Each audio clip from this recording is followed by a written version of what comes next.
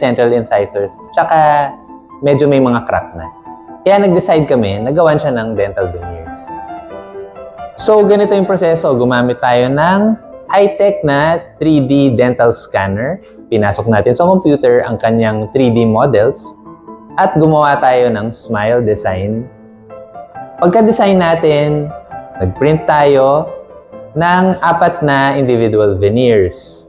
Ito ngayon, pinapakita kung paano namin piniprint at tinitrim ang veneers natin. Inaayos natin yung shape, tapos nilagay natin sa curing machine natin. Pagka-ready niya, dinikit na natin isa-isa. Pero ito ay trial fit pa lang muna para ma-check kung maganda yung fit. Ayan, di ba? Maganda na, kita natin. May konting trimming pa na nangyari dyan, pero yung final outcome natin ay ito na siya.